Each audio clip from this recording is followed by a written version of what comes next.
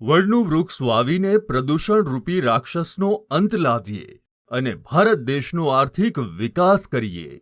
વડનું વૃક્ષ ભારતનું રાષ્ટ્રીય વૃક્ષ છે. વડના વૃક્ષો વાવીને નદી, તળાવ અને સરોવરોને પુનઃજીવિત કરીએ, જે નિરંતર 24 કલાક ભરપૂર માત્રામાં ઓક્સિજન આપે છે. તે એક અક્ષય વૃક્ષ છે. એક વખત ઉછેર્યા પછી હજારો વર્ષો સુધી તેનો અંત થતો નથી. તેથી તળાવ, નદી નાળા નજીક આવા ઘટાદાર વૃક્ષો વાવવામાં આવે તો બગલા અને બીજા અન્ય પક્ષીઓની સંખ્યામાં વધારો થાય.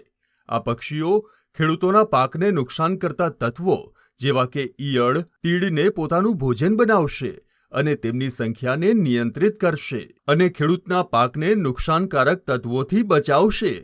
જેથી ખેડૂતોને ઈયળ, તીડને મારવા માટે વાપરવા પડતા ઝેરી દવાઓનો ખર્ચ ઘટશે અને પાક ઉત્પાદનમાં વધારો થશે અને આપણા દેશમાં કેમિકલ મુક્ત સજીવ ખેતીને પ્રોત્સાહન મળશે.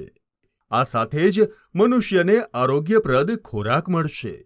જેથી વડ, પીપળ અને ઉમરાના વધુમાં વધુ વૃક્ષો વાવીને આપણે ખેડૂતોને મદદરૂપ બનીએ. વડવૃક્ષ ક્યારે, ક્યાં અને કેવી રીતે વાવવા તેની જાણકારી મેળવીએ.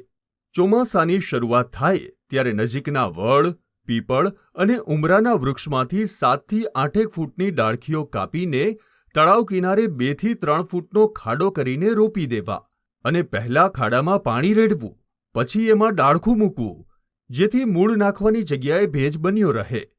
પછી એને માટીથી બરોબર દબાવવું અને નજીકમાં એક મોટો ખાડો કરવો, જેથી એમાં સમયાંતરે પાણી આપી શકાય, જેથી વૃક્ષનો વિકાસ ઝડપથી થઈ શકે.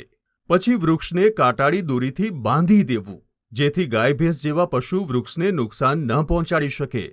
વડના ડાળખાની નજીક બોરડી જેવા દેશી કુંડની કાંટાળી વનસ્પતિનું બીજ અથવા રોપો વાવી દેવો, જેથી વૃક્ષનું રક્ષણ થઈ શકે. આ રીતે જો આપણે વધુમાં વધુ ઘટાદાર વૃક્ષો તળાવ કિનારે વાવીશું તો આવા વૃક્ષો ખેડૂતો માટે આશીર્વાદરૂપ બનશે, જેથી વિશ્વ સમુદાયને જલવાયુ પરિવર્તનના ભયંકર પરિણામોથી બચાવી શકાશે. ભારતના આર્થિક વિકાસ અને પર્યાવરણમાં ધરમૂળથી પરિવર્તન લાવવા માટે સ્થાપિત થયેલ environment care and development charitable trust દ્વારા 10 કરોડ વડ વાવો અભિયાન ચલાવવામાં આવી રહ્યું છે. આવો આપણે બધા સાથે મળીને આ અભિયાનને સફળ બનાવીએ અને પર્યાવરણ ક્ષેત્રે ક્રાંતિ લાવીએ.